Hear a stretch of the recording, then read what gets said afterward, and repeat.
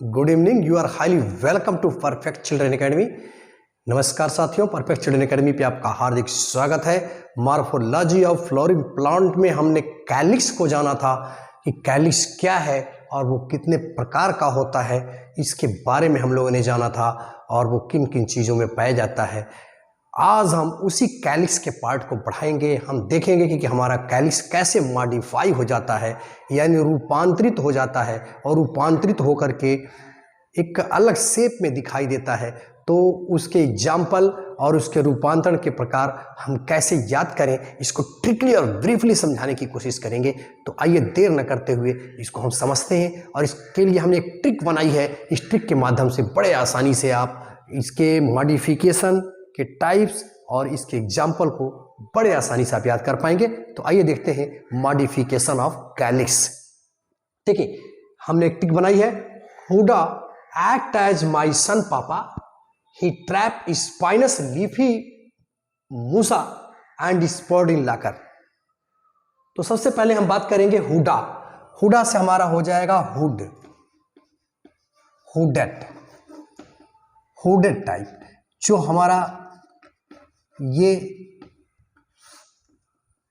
वाह्य दलपुंज है वो जैसे सांप का हुड होता है, इस तरह से हुड जैसी आकृति बना लेता है और उसकी रक्षा करता है। तो इस प्रकार के मॉडिफिकेशन को हम हुडेड टाइप कहते हैं। जैसे आप इसमें देखिए, ये लग रहा है कि यहाँ पे एक हुड सा बना हुआ है और ये देखिए ये हुडेड है।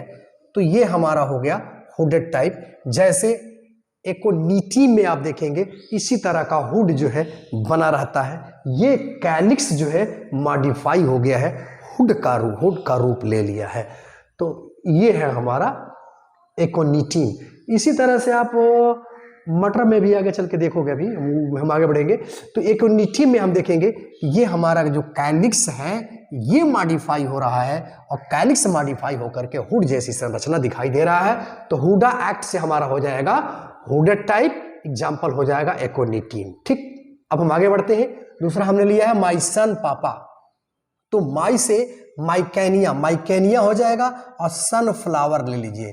सनफ्लावर यानी जो सूरजमुखी है उसमें आप देखेंगे तो पापा से हमने लिया है पैपस। ये पैपस टाइप स्ट्रक्चर हो जाता है और जब हमारा बीज बनता है उसका सीड, तो उसके डिस्पर्सल में काफ़ी महत्वपूर्ण, उड़ने में ये काम करता है, एक जगह से दूसरी जगह जाने में मदद करता है। जैसे देखें ये देखिए ये पैपस, इसको हम कहेंगे पैपस टाइप। तो ये भी आप समझ गए। दूसरे लाइन में हमने लिया है ही ट्रैप। उसने ट्रैप माने पकड़ना होता है, यानी यहाँ हमने यूज किया है ट्रैपा। ट्रैपा माने सिंघाड़ा। सिंघाड़ा को आप देखिए स्पाइनस यूज किया है, यानी कंटकमय हो जाता है, शूलमय हो जाता है। कांटे देखिए सिंघाड़ा में क्या है, ये बाहर जो कांटे आपको सिंघाड़े में दिखाई देते हैं ये क्या है, यही जो ये दिखाई दे रहे हैं कांटे, ये क्या है, ये बाह्य दल पुंज का रूपांतरण है जो स्पाइन में कन्वर्ट हो जाते हैं।